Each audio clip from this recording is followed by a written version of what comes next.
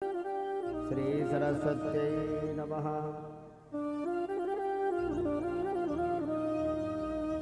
गजाननं भूतगणाधिसेवितं कपित्थजम्बूफलचारुभक्षिणं उमासुतं शोकविनाशकारिकं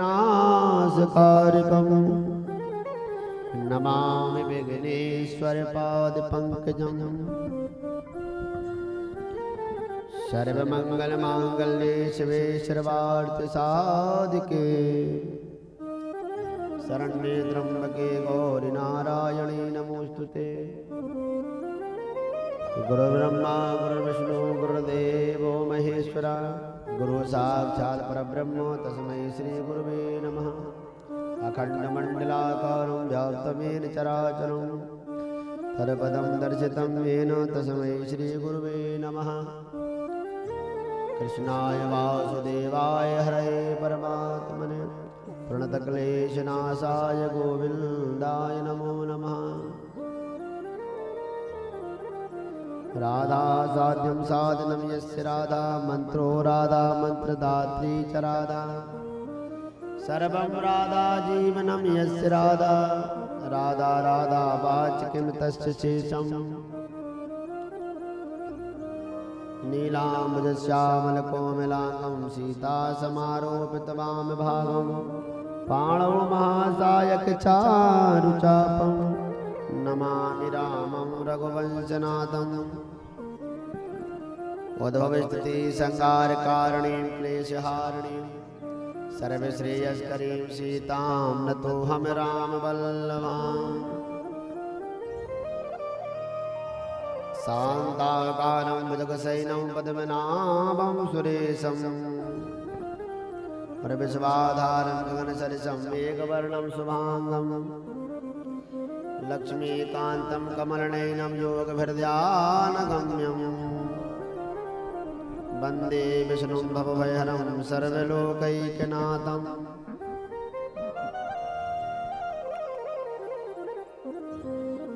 या श्री स्वयं सुकृतिनां भवनेषु लक्ष्मी पापात्मनां कृत्या हृदयेषु बुद्धि श्रद्धासतां कुलजनापूर्वस्य लज्जां तां तां नतासु परिपालय देवी विश्वम्।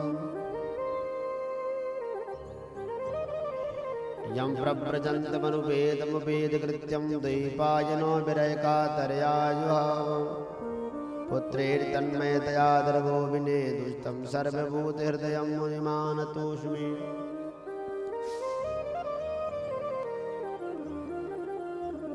यो नित्यमच्युतपदाम्बुजयुग्मरूपं व्यामोहतश्चित्तराणि तृणाय मेने अस्मद्गुरोर्भगवतो सदयैकसिन्धो रामानुजस्य चरणौ शरणं प्रपद्ये।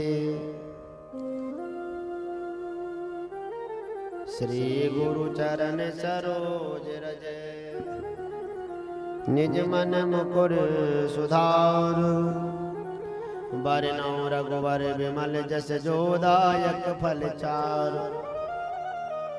बुद्धिहीन तनु जानिके सुमिरहु पवन कुमार बल बुद्धि विद्या देहु मोहि हरौ कलेशो विकार।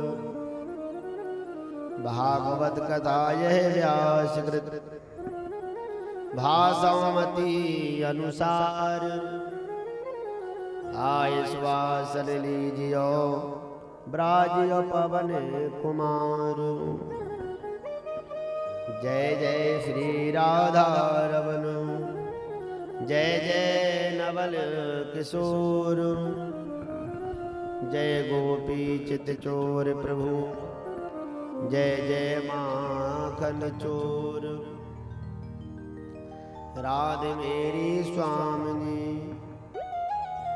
मैं राधे तेरो दास जन्म जन्म मोहि दीजियो वृंदावन सोबास।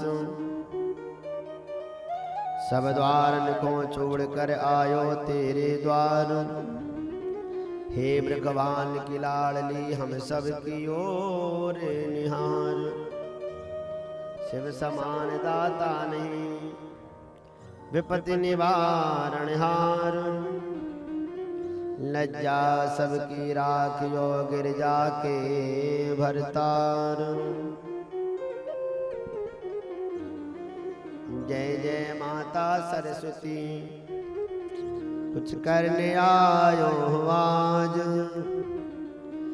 भूलो ज्ञान बताइयो करो कंठ में वास। बोली शारदा मैया की जय हो, हनुमान जी महाराज की जय हो, राजा रामचंद्र भगवान की जय हो, जगत जननी भवानी की जय हो,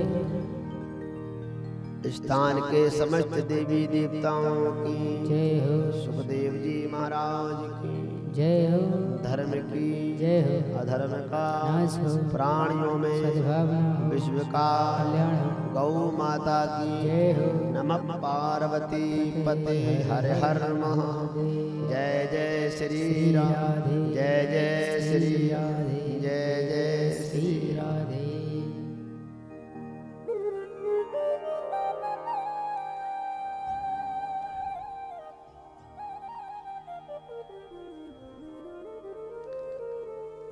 भगवान की कथा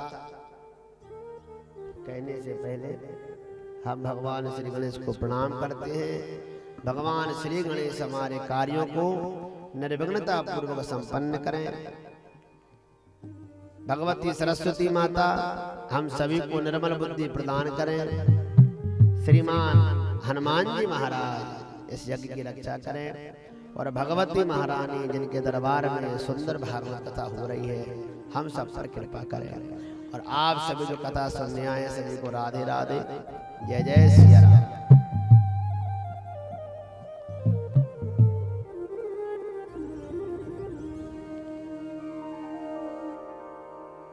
राम कथा मंदाकिनी सुनहि जे नर अरुणार, और तिन कर सकल मनोरथ सिद्ध करो त्रिशिरार। कहते हैं कि भगवान की बड़ी पावन कथा है। जो भगवान की कथा को सुनते हैं और भगवान की कथा का चिंतन करते हैं, मनन करते हैं, ध्यान करते हैं, उनकी इच्छा भगवान पूरी करते हैं।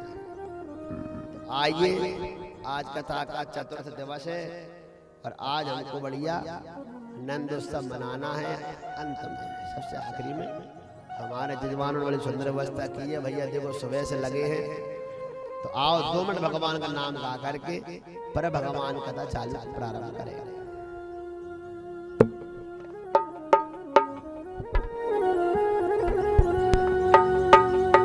हरे राम हरे रामा, हरे राम हरे रामा। सभी भगवान का नाम गाएंगे 2 मिनट। हरे राम रामा, हरे राम रामा, हरे राम हरे रामा, हरे राम हरे रामा, हरे राम हरे रामा, हरे राम हरे रामा, हरे राम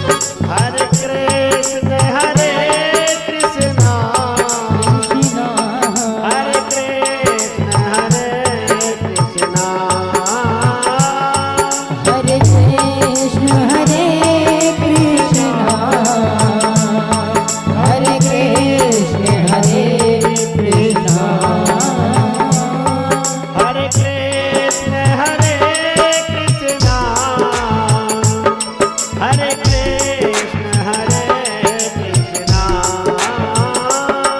हरे कृष्ण हरे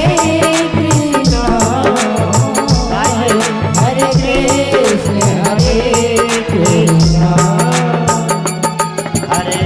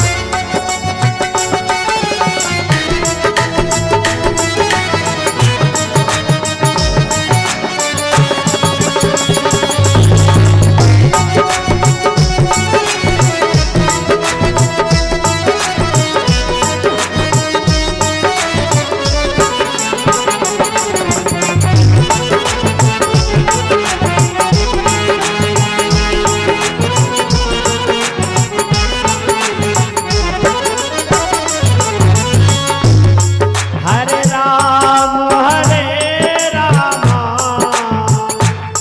हरे राम हरे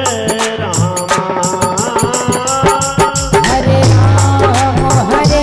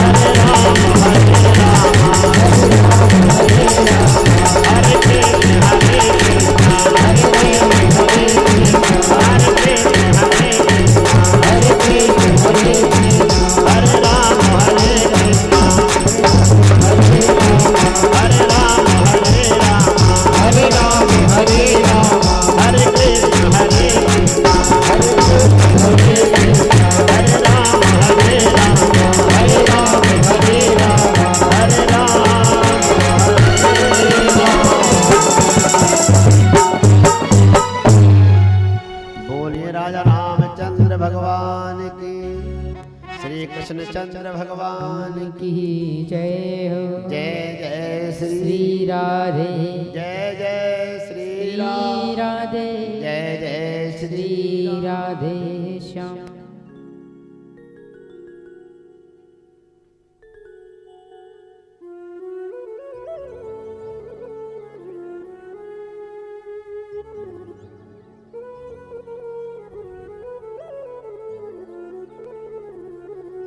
हरे राम हरे राम हरे राम हरे राम।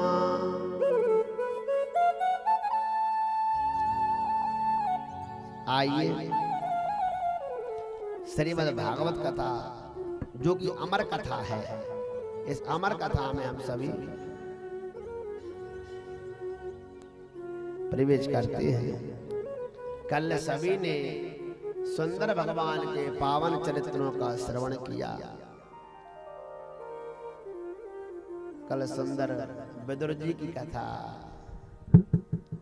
सती चरित्र, गया जी का महात्म्य कल सुना सभी ने। ध्रुव जी का चरित्र भी सभी ने श्रवण किया और नाना प्रकार की कथाएं आपने श्रवण की। शेरों वाली मैया सिर पे कब से बैठी, वो कथा भी सुनी। सभी प्रेम के साथ में कथा श्रवण कर रहे हैं और कथा श्रवण करने का सबसे बड़ा एक ही लाभ होता है। कौन सा? कि मनुष्य का जीवन सुधरता है।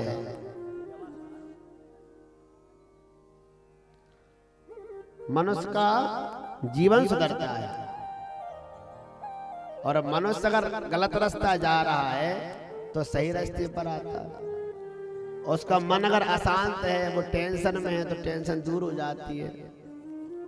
अभी सुबह हम भागवत पर बैठते हैं, पाठ करते हैं, जैसे हमारे पंडित जी पाठ कर रहे हैं पूरा,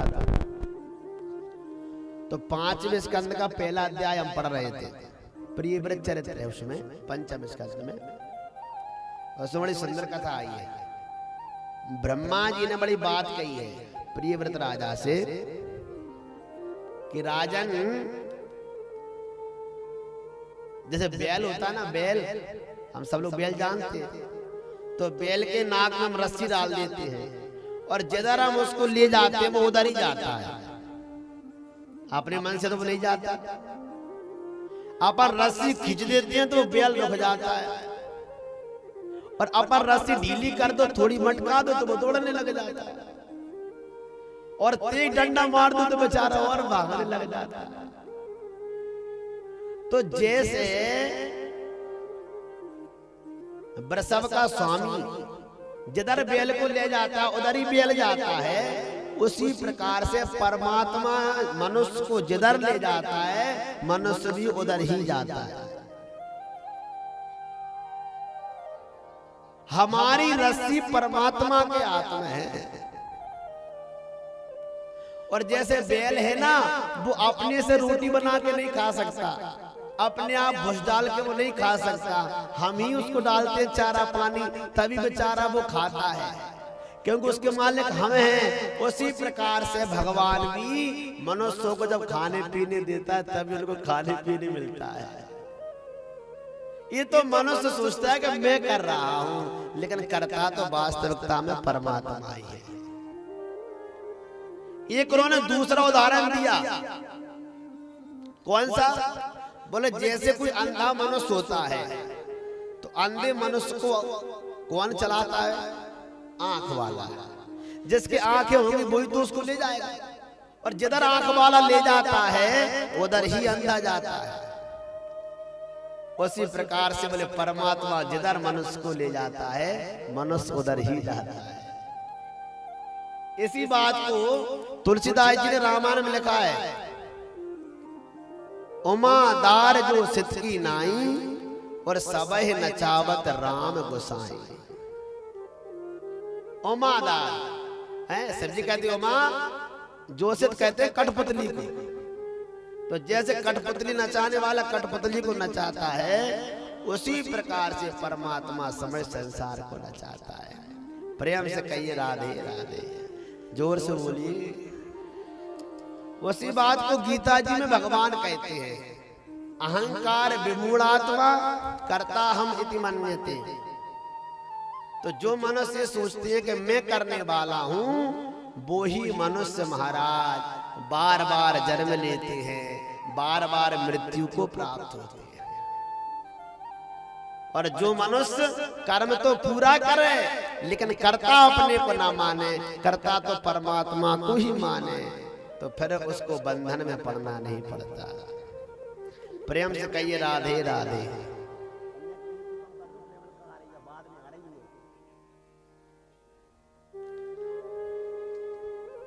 तो सभी ने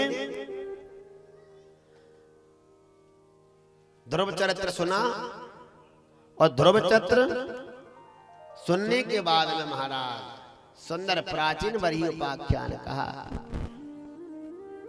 जड़ भरत जी की पावन कथा श्रवण कराई। पंचम स्कंद में इसके बाद में खगोल भूगोल का वर्णन आता है। जितना हमारा पूरा ब्रह्मांड है इसकी पूरी गणना आती है भागवत कथा में। जैसे तुलसीदास जी ने लिखा ना, जुग सहस्त्र जो जन पर भानु लीलो ताहि मधुर फल जाना। जय श्री राम, जय जय राम, जय श्री राम। भैया खूब भगवान सुखी रखे।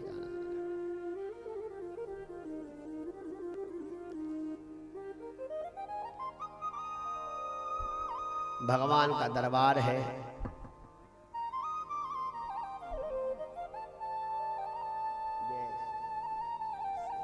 जय श्री राम।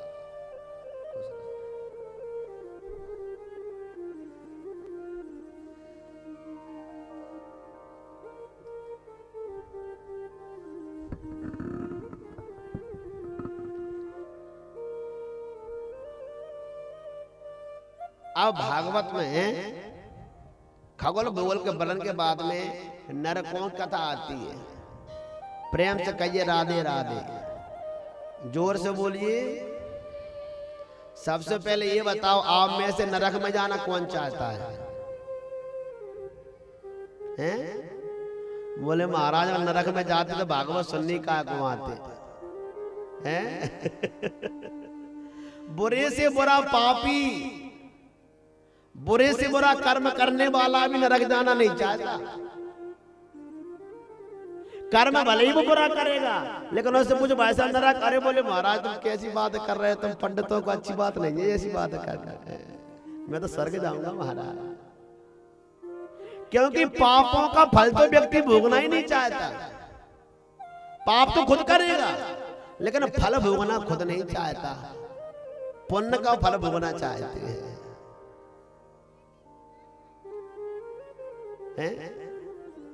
लेकिन फल तो महाराज पुण्य का भी भोगना पड़ेगा और पाप का भी भोगना पड़ेगा। यही तो भगवान का बनाया सिद्धांत है। कर्म की गति परमात्मा ने बनाई है, नहीं तो फिर तो मनुष्य एकदम फ्री हो जाते।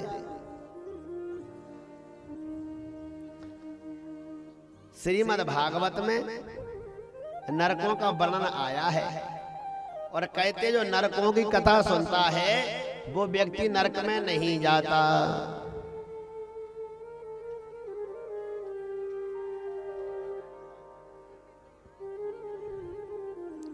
राम नाम के लेत ही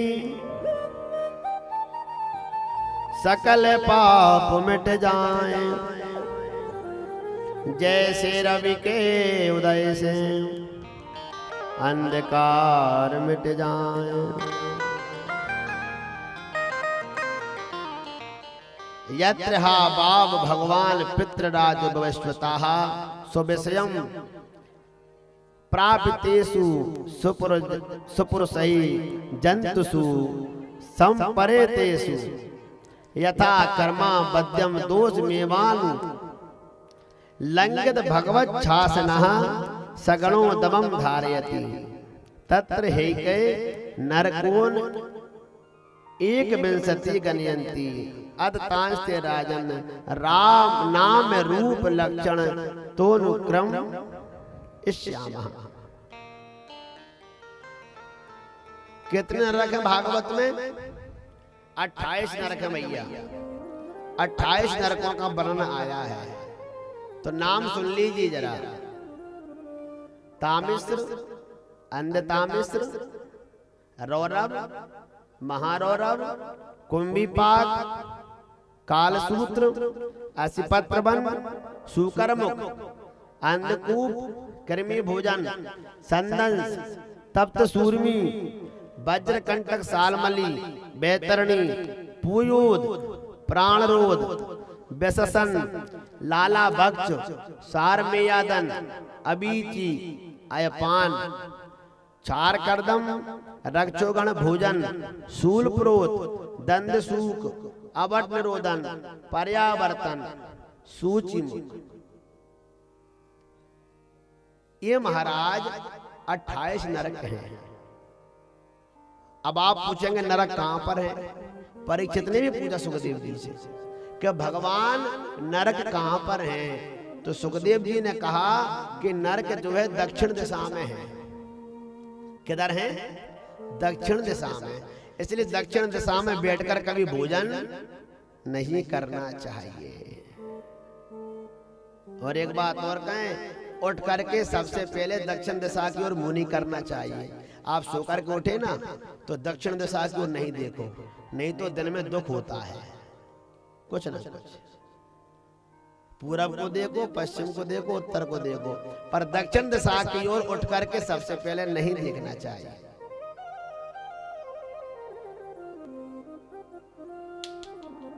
हमेशा इस बात को याद रखना चाहिए। दक्षिण दिशा में नरक है। तो जो मनुष्य, अब कौन कौन सा मनुष्य क्या पाप करता है तो कौन सा नरक भोगता है, इसकी कथा भागवत में बड़े विस्तार से है। तो जरा सुन लो 10 मिनट, बात नहीं करना। जो नरकों की कथा सुनते हैं वो नरक में नहीं जाते, ये फायदा है, इसलिए प्रेम से सुनना। जो मनुष्य पराया धन, पराई स्त्री, पराया पुत्र हरण करते हैं, उनको भयंकर यमराज के गण तामिश्र नरक में ले जाते हैं। इस नरक में अंधकार ही अंधकार है। उसमें गिर करके पापी जो है भोजन व जल पाकर दंड की ताड़ना और तर्जना इत्यादि विविध व्यथाओं से पीड़ित होकर होता है। इसलिए आर्त होकर शीघ्र मूर्छा प्राप्त हो जाती है उसको। जो मनुष्य किसी को छल करके उसकी स्त्री आदि लेकर आप भोग करते हैं, अंधता में नरक में गिराए जाते हैं। वृक्षों को गिराने के लिए उसकी जड़ को काटते हैं, वैसे यमदूत पाप करने वालों को विविध भांति पीड़ा दे करके नरक में डाल देते हैं। सुखदेव जी कहते हैं, राजन, जो मनुष्य प्राणियों की हिंसा करते हैं, दूसरे जीवों को खाते हैं, मांस का भक्षण करते हैं, वे कुंभी पाक नरक में ले जाए जाते हैं। कौन से में? कुंभी पाक। भैया अगर मेरी आवाज सुन रहे हो ना माइक में या बाहर या कहीं भी, तो सुन लेना भैया, जरा तैयार रहना। अगर तुमने 2-4 बार डोज ले लिए हो तो हैं? जो पशु पक्षियों को पकाकर खाते हैं वो कुंभी पाक में जाते हैं। कुंभी पाक में क्या है? बहुत बड़ी कढ़ाई है महाराज, उसमें तेल उबल रहा है, तेल। उसमें ले जाकर उस मनुष्य को फेंक देते हैं, बेटा पक।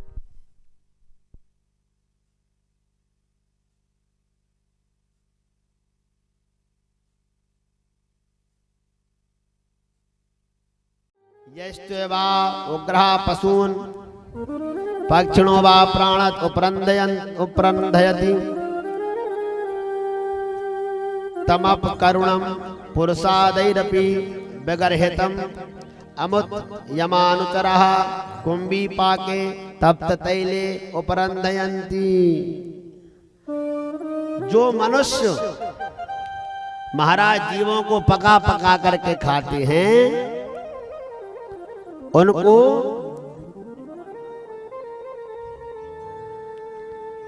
उनको महाराज कुंभी पाक में ले जाया जाता है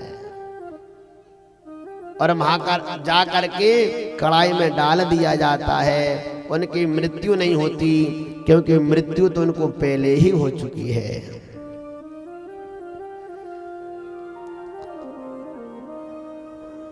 नाना प्रकार के जो कर्म करते हैं मनुष्य, और अपने बनाए हुए धर्म से जो पतित होते हैं, ऐसे व्यक्तियों को नरक में ही ले जाया जाता है।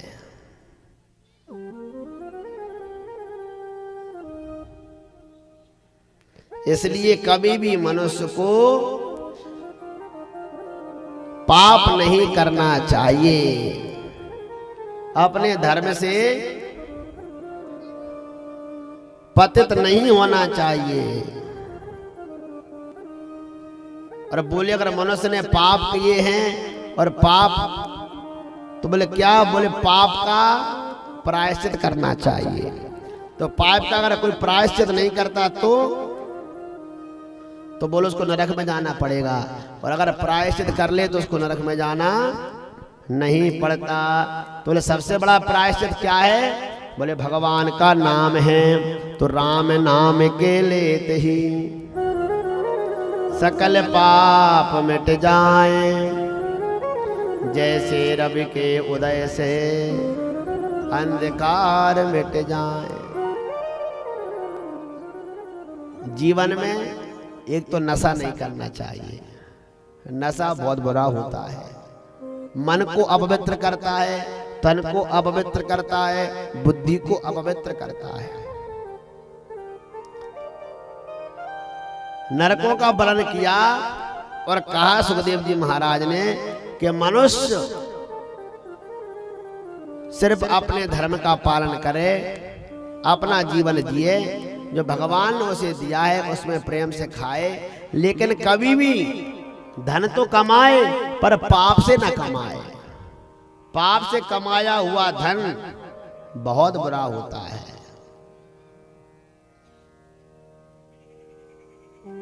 तो पर सुखदेव जी महाराज ने बड़ी सुंदर कथा कही। बोले जो व्यक्ति भगवान का नाम जपे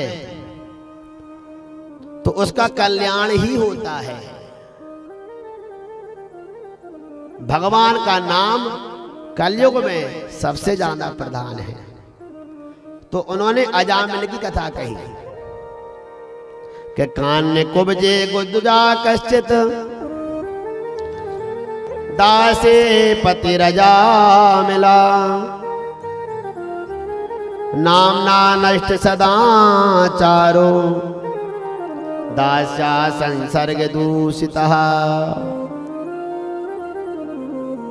श्री सुखदेव जी महाराज कहते हैं कि एक जो है ब्राह्मण थे, उनका नाम क्या था?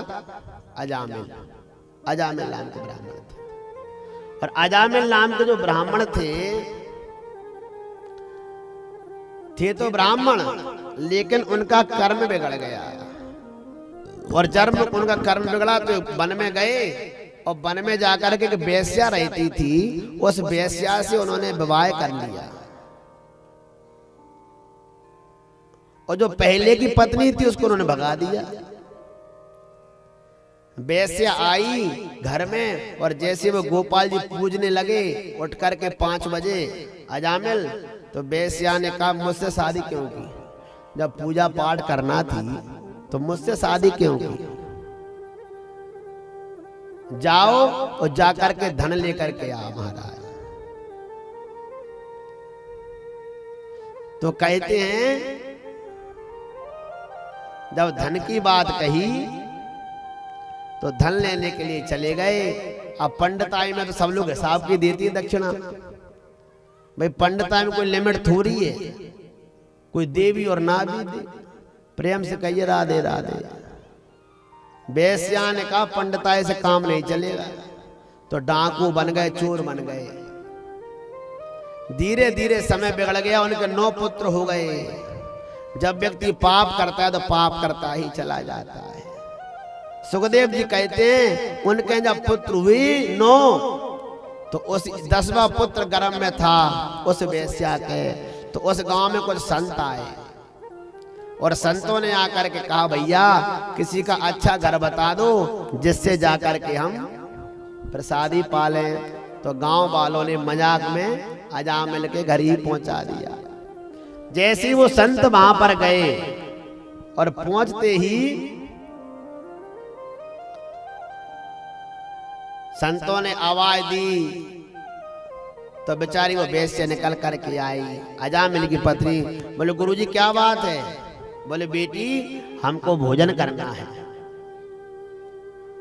तो उसने कहा देखो गुरुजी मैं ब्राह्मण के घर में मेरे विवाह तो हुआ है, लेकिन मैं जन्म से ब्राह्मण नहीं हूं। मैं तो गुरुजी वेश्या हूं। इसलिए मैं आपको मेरे हाथ से बना करके नहीं दे सकती। मैं आपको सूखा सामान दे देती हूँ और आप तो अपने हाथ से बना लो। तो उसने आटा दाल सब सामग्री दे दी। उन्होंने भोजन बना लिया और भोजन बना करके जैसे ही वो पाने लगे तो गुरुजी के नेत्रों में आंसू आ गए। और वो गुरुजी कहते हैं कि अजामिल का उद्धार कैसे होगा? क्यों? क्योंकि पापी से कहेंगे तू गायत्री मंत्र भजा कर, ये भजेगा नहीं। हम इससे कहेंगे तू मंदिर में जाया कर, ये जाएगा नहीं। हम कहेंगे तीर्थों की यात्रा कर, ये करेगा नहीं। इसका उद्धार कैसे होगा? कहते हैं इतने में ही वो अजामिल आ गया और अजामिल ने देखा ये पंडित कैसे भोजन कर रहा है भैया मेरे द्वार पे। बोले पंडित तो खड़े तो हो जाओ जल्दी जल्दी बाबा जी। बेचारे वो खड़े हो गए। बोले चलो घर से निकलो। अरे बोले बेटा तुम्हारे घर भोजन किए, दक्षिणा तो दे दो, दक्षिणा तो दे दो। अजामिल कहता है भूतों से ही पूत मांग रहे हो महाराज, हैं? हमसे और दक्षिणा मांग रहे हो तुम? बोले बेटा पैसे वाली दक्षिणा नहीं चाहिए। बोले तो? बोले तुम्हारी पत्नी के गर्भ में जो बालक है उसका नाम तुम नारायण रख लेना, नाम नारायण रख लेना। क्योंकि संत समझ रहे थे कि नारायण नाम रखेगा दिनों रात कम से कम 10-20 बार तो बालक का नाम लेगा ही लेगा, इसका उद्धार हो जाएगा। संत लोग तो छोटे से छोटा उपाय भी बता देते हैं महाराज। उसके पुत्र हुआ, रोज कहता नारायण नारायण नारायण नारायण। समय बीतता चला गया, धीरे धीरे पूरा समय बीत गया। उसकी मृत्यु पास में आ गई। वो खटिया पर लोटा था, यम के दूत लेने आ गए। पापी था ना, पापी था। यम के दूत लेने आए और जैसे उसके प्राणों को खींचा वो चिल्लाने लगा जोर से। बोले नारायण बचा, नारायण बचा, नारायण बचा, अरे नारायण बचा। तो कहते हैं कि इस नारायण ने तो नहीं सुनी, उस नारायण ने सुन ली महाराज। सुखदेव जी बड़ी कथा कहते हैं, परीक्षित दूरे क्रीडनमासक्तम पुत्रम नारायणाभयम प्लावितेन सुरेणोच्चै आजुहावाकुलेन्द्रियः निसम्य म्रियमाणस्य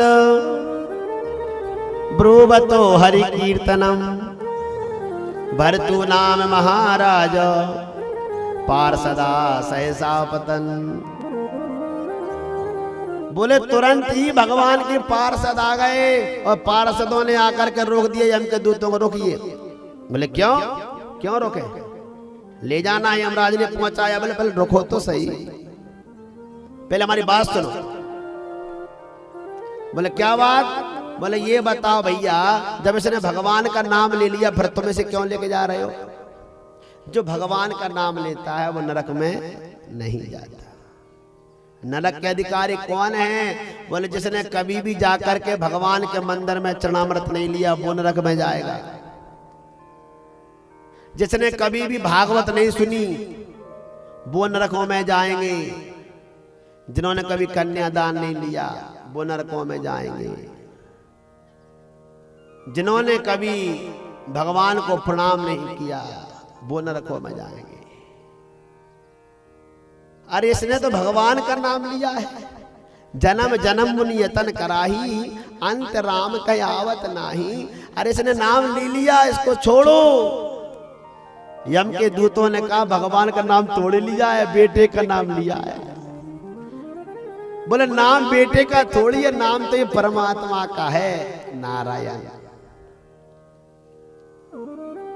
तो पर यम के दूतों ने कहा इसने भूल से लिया है, जानबूझ के नहीं लिया, भूल से ले लिया। हम प्राण खींच रहे थे, ये चिल्ला पड़ा नारायण नारायण। बोले देखो भैया, भगवान का नाम तो कैसे भी ले लो, भाव को भाव अनख आलसहु नाम जपत मंगल दिशि दसहु। भगवान का नाम तो आलस में ले लो, सोते में ले लो, भाव से ले लो, कुभाव से ले लो, भगवान का नाम ही मंगल करने वाला है। कहां कहो लगी नाम बड़ाई, राम न सके नाम गुण गाई।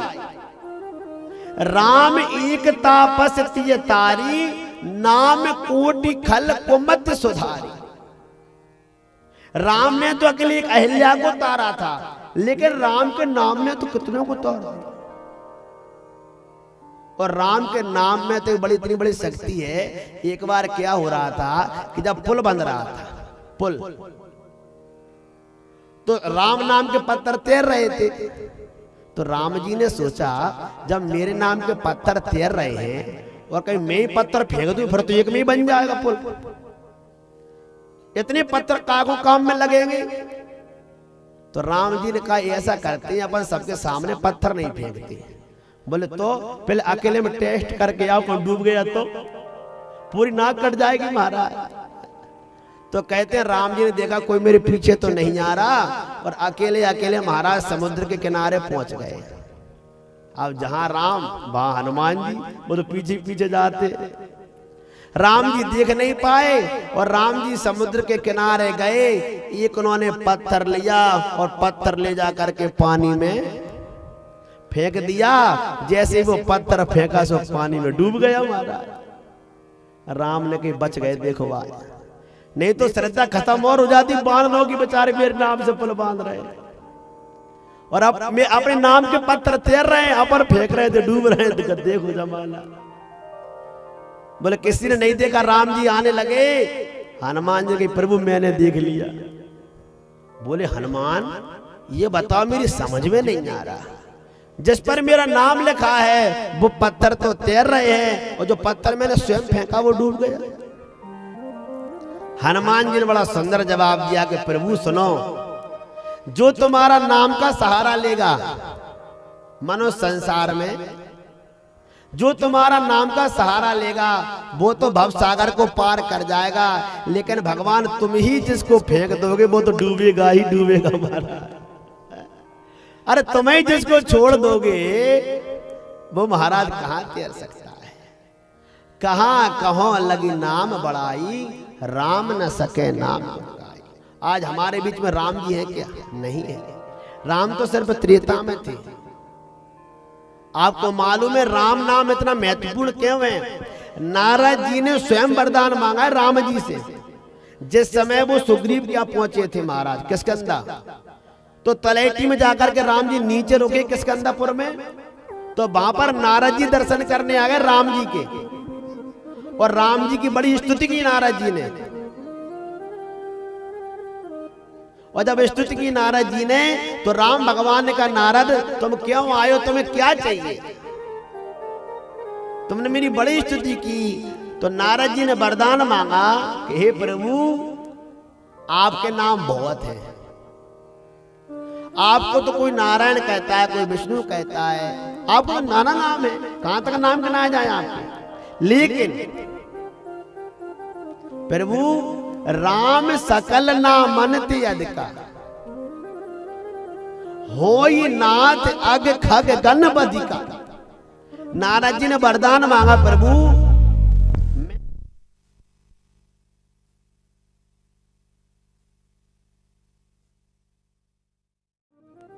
नाम सकल नामन्ति अधिका और होय नाथ अग खग गण बधिका। नारद जी ने कहे प्रभु आपका जो नाम है, जो आपका राम नाम है भगवान, ये सबसे श्रेष्ठ हो, यही मुझे आशीर्वाद दीजिए। तो भगवान राम ने अपनी पूरी शक्ति नाम में प्रवेश करा दी। इसलिए नाम की महिमा कोई नहीं गा सकता। भगवान के पार्षदों ने कहा जाओ हम इनको लेकर के जाते हैं। तो कहते हैं यम के दूत चले गए और भगवान के पार्षद चले गए, कोई भी महाराज उनको लेकर के नहीं गया। फिर कहते हैं आजा मिलने भगवान का नाम जपा और मुक्ति को पाया।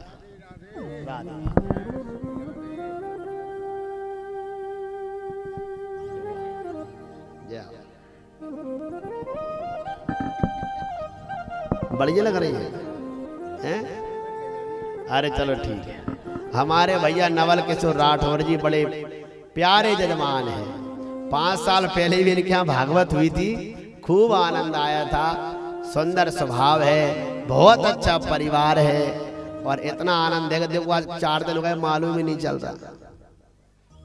और आज भगवान का जन्मोत्सव है और आप सभी लोग कथा श्रवण करने आ रहे हैं, खूब आनंद आ रहा है। और आज तो भगवान का जन्मोत्सव है। बोलो नंद के लाला की जय हो, भागवत महापुराण की जय हो, जय जय श्री राधे, जय जय श्री राधे, जय जय श्री राधे श्याम। देखो सब हमारी माताएं बहनें बढ़िया पीली पीली कपड़े पहन के आई है। हाँ देखो मैंने पीली पहनी। हाँ, पहले हम सोच रहे थे कुर्ता पता नहीं है कि नहीं, ये पीला भर मिल गया एक महाराज। भगवान को पीला वस्त्र बड़ा पसंद है क्योंकि त्यागियों का वस्त्र है। अपने बच्चों का नाम रखो भगवान के नाम पर ही रखना चाहिए। एक आपको मैं थोड़ा हंसी वाला एक इस बात सुना दूं। एक बेचारे की शादी हुई तो उसके पति का नाम था महाराज पप्पू। क्या नाम था? पप्पू। बढ़िया धूमधाम से महाराज शादी भई, लेकिन पति का नाम था पप्पू। अब पहली बार वो मायके गई महाराज। मायके में पहुंची तो सहेलियों ने सुन ली जरा, बोले हाँ, बोले तेरा सब काम अच्छा है लेकिन तेरे पति का नाम बेकार है। पप्पू जी कोई नाम होता है? अरे नाम तो अच्छा होना चाहिए। तो उसने अपने पति से कही तुम तुम्हारा नाम बदल लो। जोर से बोलो राधे राधे, और जोर से कहिए हाँ। बोले तुम्हारा नाम बदल लो। बोले ठीक है तेरे नाम बदलूंगा तो कहीं जोर जाना पड़ेगा। उसने कहा मैं नाम बदल के आता हूँ, अच्छा नाम पूछ के आता हूँ। दूसरे गांव में गया तो एक व्यक्ति रास्ते में मिला तो बेचारा उसको दिखता नहीं था, आंखों से नेत्रों से दिखता नहीं था। उसने पूछा भाई साहब आपका नाम क्या है? बोले मेरा नाम है नैन सुख। क्या नाम है? नैन सुख। पप्पू ने कही भैया तुझे नैनों का सुख है नहीं है, तेरी दोनों आंखें है नहीं है, तेरा नाम नैन सुख है। अरे तेरा नाम तो बड़ा बेकार है। सो और आगे बढ़ गया। एक लड़का मिला महाराज, वो कटोरा लेकर भीख मांग रहा था। उससे पूछा भाई साहब आपका नाम क्या है? तो वो कहता my name is Dhani Ram. मेरा नाम धनी राम है। बोले तेरा नाम धनी राम है, भीख मांग रहा है, ये नाम भी बेकार है। वो और आगे गया, एक व्यक्ति मर गया था। बोले पूछा भैया बोले कौन मर गए? बोले जी अमर सिंह मर गए। बोले अमर सिंह मर गए? तो बोल चलो तो लौट चलो। तो घर लौट आया। घर लौट करके आया, पत्नी ने पूछा क्यों कौन सा नाम रख लिया? बोले सुन ली, सुन नैन सुख देखे नहीं, नैन सुख देखे नहीं और धनिया मांगे भीख। धनिया समझ गए? धनी राम। हाँ। नैन सुख देखे नहीं और धनिया मांगे भीख और अमर सिंह भी चले गए तासे पप्पू ठीक। हाँ, हम तो पप्पू ही बढ़ जाए हमारा। लेकिन नाम सकल नामन ते अधिका और होए नाथ अगे खगन बदिका। प्रेम से कहिए राधे राधे, जोर से बोलो। अब देखो हमने कल कथा में बात कही थी, परसों कुछ लोग प्रश्न करते हैं कि जो रावण था उसकी नाभि में अमृत कहां से आया था। बहुत से लोग प्रश्न करते हैं, तो वो प्रसंग में आपको सुना देता हूं। रावण की नाभि में अमृत आने की कथा कई है। सबसे पहली कथा, बात नहीं करना कथा समझ में नहीं आती नहीं तो फिर।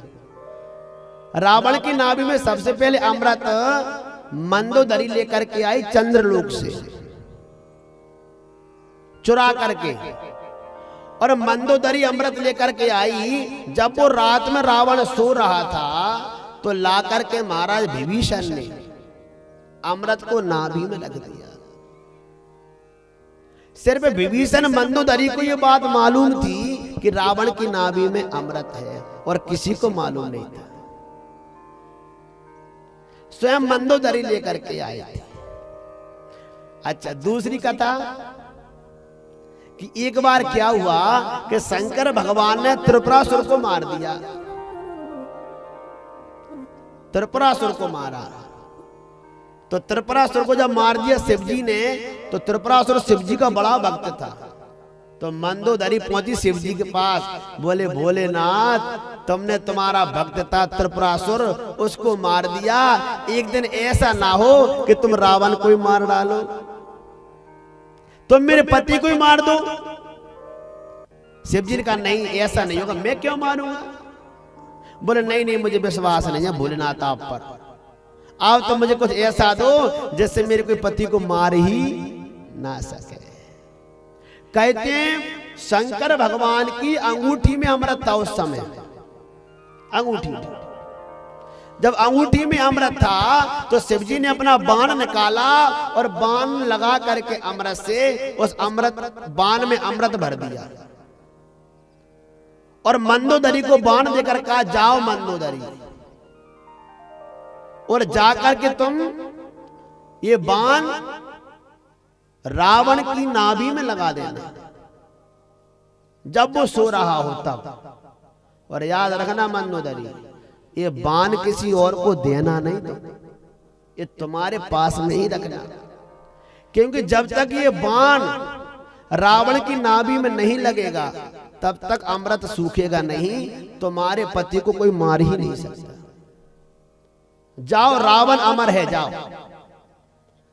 कहते हैं शिव जी ने वो अमृत दे दिया और सो रहा था रावण, मंदोदरी ने ले जाकर के बाण लगा दिया और उस बाण को मंदोदरी अपने पास में ही रखती थी। प्रेम से कहिए राधे राधे। कितनी कथाएं हो गई? 2। तीसरी कथा अमृत आने की एक और है कि एक समय क्या हुआ कि दशरथ जी शिकार खेलने गए, उधर से रावण शिकार खेलने आ गया, दोनों ने तीर चलाया, वो एक ही बाण एक ही हिरण में जाके लग गया और वो मृग मर गया। दशरथ जी कहते मेरा शिकार, रावण कहता है मेरा शिकार। तो दोनों में युद्ध हो गया, बोले जो जीत जाएगा उसी का ही शिकार है।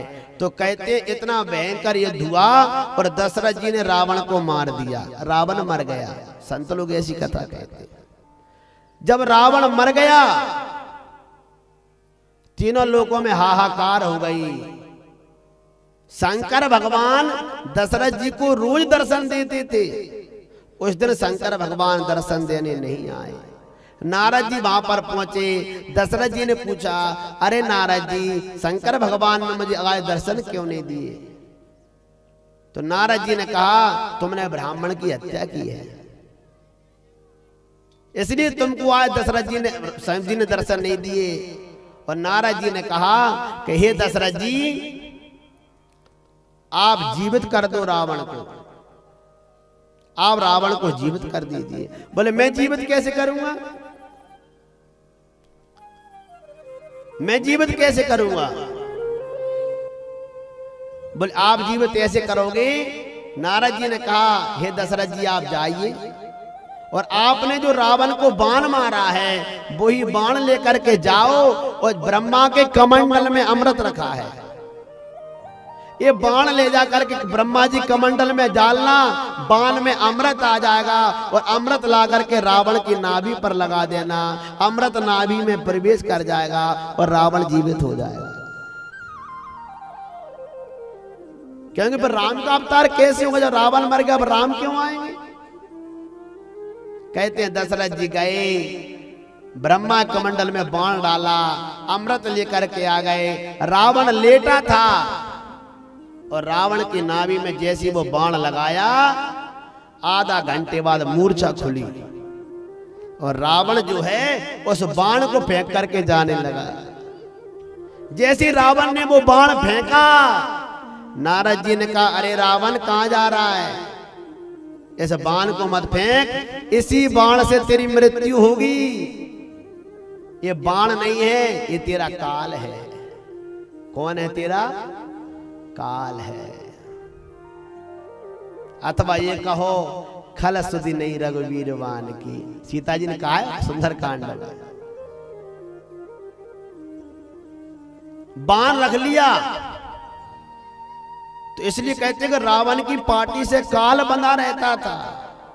काल वही है बाण। तो जरा कथा आगे चलिए, आप शांति सुनना।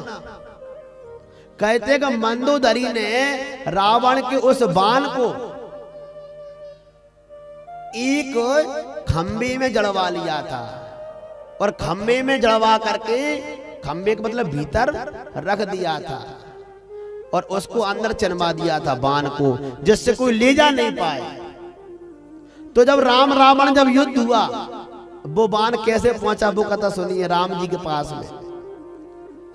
जब राम रावण युद्ध हुआ,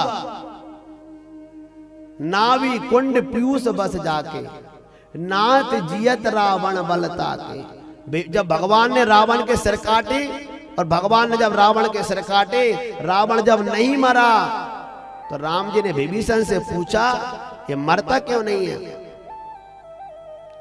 बोले मरता क्यों नहीं है? बोले अमृत है। बोले अमृत कैसे सूखेगा? तो विभीषण ने कहा, प्रभु सुनो, मंदोदरी भाभी है ना, उनके पास में एक बाण रखा है। जब तक वो बाण नहीं आएगा तब तक इसका अमृत नहीं सूखेगा और ये नहीं मरेगा। तो राम जी ने कहा, बाण लेकर के कौन आएगा? विभीषण से पूछा, कहां रखा है? विभीषण ने कहा, तो मुझे ही मालूम नहीं ये बाण कहां रखा है। तो आपको मालूम है? बोले कौन जाएगा बाण लेने? तो हनुमान जी महाराज ने कहा, मैं जाऊंगा। तो कहते हैं हनुमान जी गए लंका में, और लंका में जाकर के जैसे हनुमान जी वहां पर पहुंचे, तो वहां पर क्या था? हनुमान जी वृद्ध बन गए, एक पंडित जी बन गए महाराज, बूढ़े पंडित जी, और जाकर कहने लगे, भाई पंचांग दिखाओ, कोई भी समस्या हो हम बताएंगे। तो गांव के लोग इकट्ठे होने लगे। मंदोदरी को मालूम पड़ा, तो मंदोदरी ने सखियों से कहा, अरे जाओ सेवकाओं से उस पंडित जी को हमारे पास ले आओ। और जैसे हनुमान जी को बुलावा आया, हनुमान जी तो इसलिए गए थे, मंदोदरी के पास में पहुंचे। मंदोदरी ने पूछा, गुरुजी मेरे पति युद्ध करने गए हैं, उन्हें कोई मार तो नहीं सकता, आप कुछ कर दो। हनुमान जी का, देखो देवी, तुम्हारे पति का कोई कुछ नहीं बिगाड़ सकता, चिंता मत करो, क्योंकि तुम्हारे पास एक ऐसी वस्तु रखी है, जब तक वो तुम्हारे पास है तुम्हारा पति अमर है। सो मंदोदरी समझ गई पक्के पंडित जी हैं। प्रेम से कहिए राधे राधे।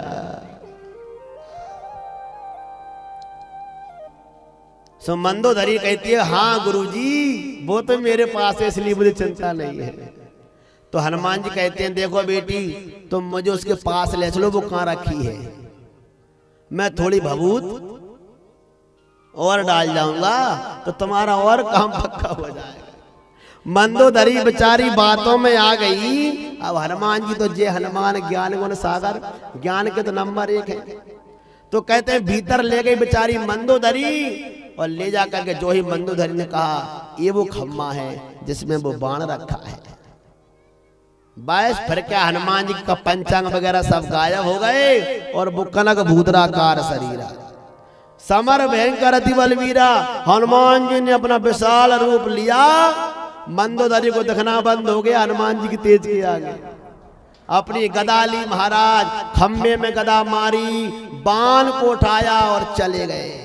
पवन तनय बल पवन समाना, वायु वेग से उड़ते हनुमान जी चले गए, और जाकर के राम जी को वो बाण दे दिया। लो प्रभु दुष्ट का अंत कर दीजिए, अंत कर दो इसका, अमृत सुखा दो, ये मर जाएगा। तो कहते हैं भगवान ने जब बाण लिया तो छाड़े सर 31, भगवान राम ने 31 बाण छोड़े रावण को मारने के लिए। कितने बाण?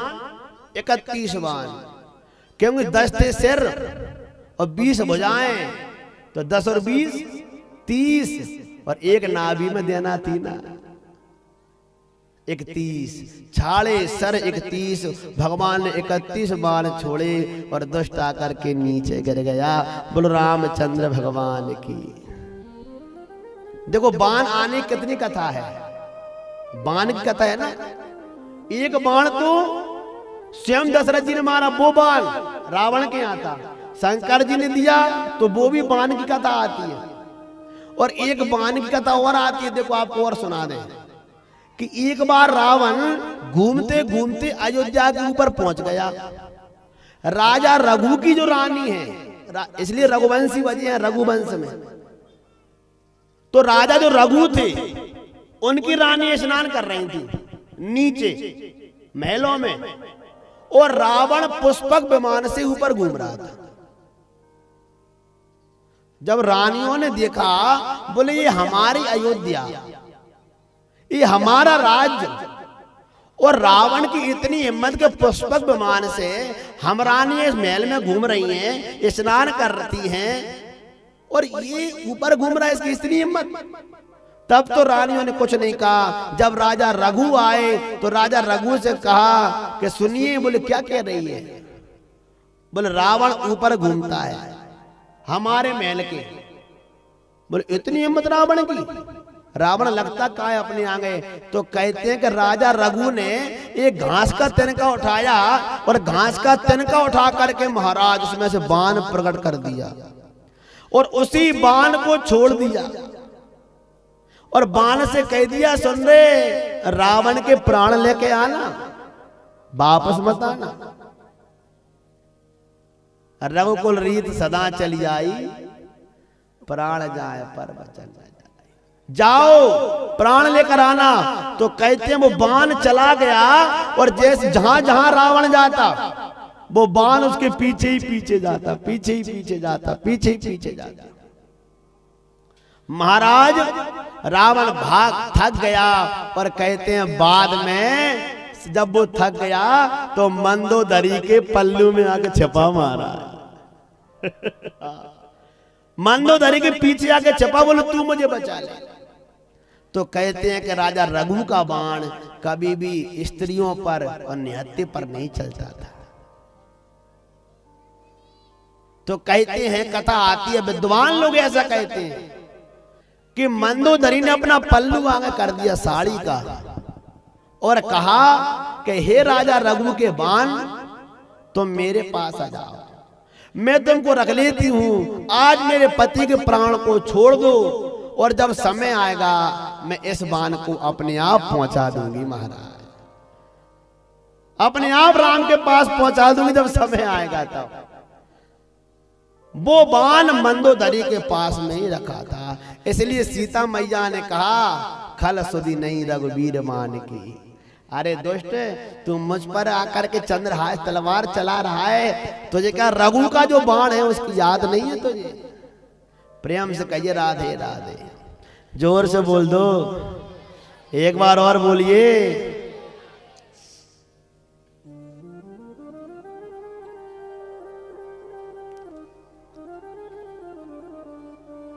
आपको मालूम है कि राम कथा तो बड़ी प्रसंग बस है, लेकिन राम कथा में कुछ कथाएं ऐसी आती हैं जिनका सुनना बहुत जरूरी है। प्रेम से कहिए राधे राधे।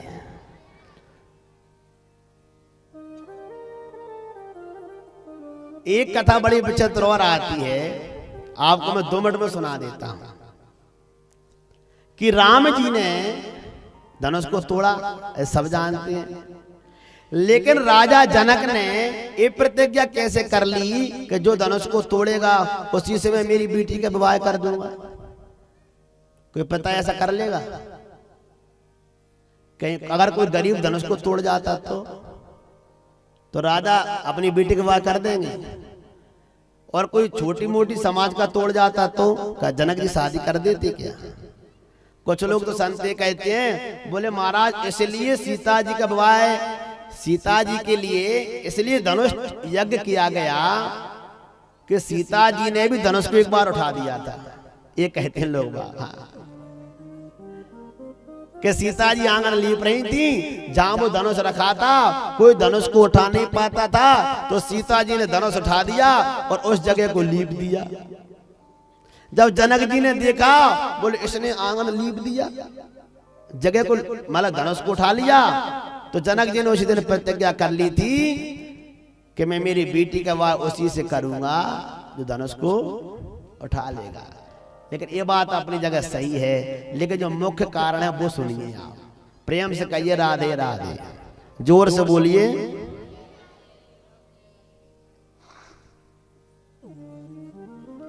ऐसी कथा आती है कि राजा जनक जो थे, जब सीता जी बड़ी हो गई, सीता जी, उनको विवाह की चिंता लगी, और जैसे उनको विवाह की चिंता लगी तो कहते हैं दशरथ जी अपने जनक राजा अपने गुरु के पास गए, और जैसे ही जनक जी अपने गुरु के पास में गए, गुरु से जाकर कहा कि गुरुजी मेरी बेटी सीता विवाह के योग हो गई है, उसके लिए कोई वर देख लीजिए, कोई वर देख लो। तो गुरु ने कहा, जब जनक राजा ने कहा कि अपनी सीता बेटी विवाह के योग, हमारी पुत्री, कोई वर देख लीजिए, तो गुरु ने कहा क्यों जनक, सीता तुम्हारी पुत्री है? तो जनक ने कहा हाँ गुरुजी मेरी तो है। बोले तुम्हारी पुत्री है सीता? बोले मेरी तो है। गुरु ने कहा राजा जनक सोच के बताओ, सीता तुम्हारी पुत्री है? तो जनक जी कहते मेरी नहीं है। तो बोले तो किसकी है? बोले पृथ्वी मैया की है, धरती मैया की है। तो गुरु ने कहा अब सही बोले हो, अब ठिकाने पर आ गए। तो बोले वर कौन खोजेगा? तो गुरु ने कहा सीता, पृथ्वी मैया की प्रार्थना करो और पृथ्वी मैया की वंदना करो, और पृथ्वी माता से कहो कि तुम्हारी पुत्री विवाह के योग्य हो गई है, इसके लिए कोई वर देख लो। तो कहते हैं धरती माँ की प्रार्थना की जनक राजा ने, पृथ्वी माँ प्रकट हुई और राजा जनक से कहा क्या बात है? राजा जनक ने कहा हे मैया तुम्हारी पुत्री विवाह के योग हो गई है सीता, कोई अच्छा वर खोज लो। पृथ्वी माँ ने कहा जनक राजा चिंता मत करो, तुम धनुष यज्ञ का आयोजन करना और धनुष को एक चौकी पर बना करके रखना, मैं धनुष को नीचे से पकड़ लूंगी, धनुष उसी से उठेगा जिससे मैं उठवाना चाहूंगी महाराज। नहीं तो कोई भी आ जाए, कोई धनुष को उठा नहीं सकता। और बड़ी चौपाई आई है, भूप सहस 10 1 12 लगे उठावन टरे न टारा।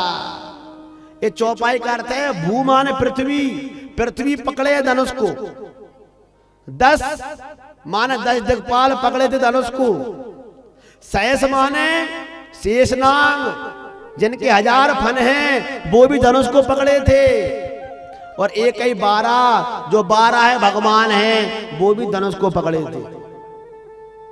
पृथ्वी पकड़े हैं, 10 दिक्पाल धनुष को पकड़े हैं, शेषनांगी धनुष को पकड़े हैं, 12 भगवान धनुष को पकड़े हैं। अब आप बताओ वो धनुष को कोई उठा सकता है क्या? और तुलसीदास जी ने यहां तक लिख दिया कि जो कोई धनुष उठाने आता तो अधिक के गरुआई कहते हैं भारी हो जाता। धनुष माने वो धनुष जो है ना, जो कोई उसको उठाने आता उसका बल खींच लेता। जब पृथ्वी मैया धनुष को पकड़े हैं तो वह कोई उठा सकता है क्या? इसलिए महाराज जनक राजा ने प्रतिज्ञा कर ली कि पृथ्वी मैया ने मुझसे कह दिया कि धनुष उसी से उठेगा जिससे मैं उठवाना चाहूंगी, जो मेरी सीता बेटी के विवाह के लायक होगा उसी से ही धनुष उठेगा। इसलिए जनक राजा ने बिना विचारे प्रतिज्ञा कर ली कि जो धनुष को तोड़ेगा उसी से विवाह होगा। बोल रामचंद्र भगवान की, वृंदावन बिहारी लाल की जय जय श्री राम, जय जय श्री। अच्छा एक बात बताओ, कथा सुनने से घाटा होता है कि लाभ होता है? अच्छा घाटा किस किस को होता है जरा हाथ उठाना है? अरे भैया एक अम्मा थी, अम्मा सो महाराज कह रहे भागवत जी कथा, 10वें स्कंद की कथा थी। तो एक पड़ोसन गई, बोली अम्मा, बोले क्या कह रही है? बोली अब तो तुम बूढ़ी हो गई, चलो भागवत सुन भी। अरे बोले अब रहने दे, फिर कभी, अरे चलो चलो अम्मा एक आध बार तो सुन लो, जीवन में तुमने कभी भागवत नहीं सुनी, अभी सुन लो। तो कहते हैं बेचारी वो चली गई संग में। अब वो भागवत सुनने गई और टेम वाली बात देखो, उसके घर में एक कांसे का कटोरा रखा था। क्या रखा था? कांसे का कटोरा। वैसे बेचारी वो रोज मैरी पीती थी, वो कथा सुनने गई, घर में चोर घुस गए और बागा कांसे का कटोरा और ले गए। कांसे का कटोरा ले गए। अब वो कथा सुन के 5 बजे घर पहुंची। अब वो पूरे में कटोरा है, देखे मान के अच्छी भागवत सुनी मैंने, कटोरा और चला गया। अब अगले दिन बेचारी पड़ोसन दोबारा आई, बोले अम्मा चलो भागवत सुन में। बोले तेरी भागवत तू इधर रख, मेरा कटोरा और चला गया। ऐसी भागवत सुन के हम क्या करेंगे? पहली बार कथा सुनने गई तो कटोरा चला गया, कि जब सोने चांदी और चले गए तो ऐसी भागवत से तो भगवान ही बचा है। लेकिन कहते हैं भागवत तो कल्याण ही करती है। राम कथा मंदाकिनी और सुनहि जे नर अरुणार, और तिन कर सकल मनोरथ सिद्ध करें त्रिशिरार। प्रेम से कहिए राधे राधे। देखिए सुंदर महाराज प्रसंग कहा और भगवान के नाम की महिमा बताई कि भगवान के नाम की महिमा बहुत बड़ा महत्व है, कोई गा नहीं सकता। कहाँ कहों लगी नाम बड़ाई, और राम न सकह नाम गुण गाई। बोली वृंदावन बिहारी लाल की। आज भैया कृष्ण जन्मोत्सव है, कथा है बहुत सारी, तो एकदम पानी मानी भैया ने और पिलाते रहना। बीच में 8 बजे तक भागवत चलेगी आज, है ना। हाँ, क्योंकि आज सब प्रेम से आएंगे बेचारी कथा सुनने के लिए। तो आओ एक भजन गा लेते हैं, है ना। एक भी भजन नहीं गाया तो सभी प्रेम के साथ ताली बजाएंगे और फिर भगवान की आगे कथा कहेंगे। सुंदर प्रहलाद जी की कथा कहेंगे।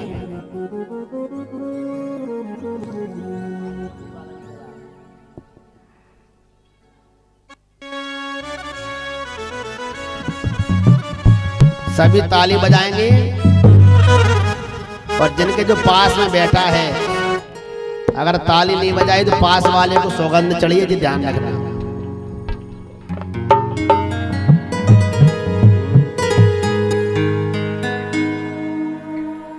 और काली कमली वाला मेरा यार है, और काली कमली वाला मेरा यार है, और मेरे मन का मोहन तू दिलदार है। सभी प्रेम का ताली बजाते हुए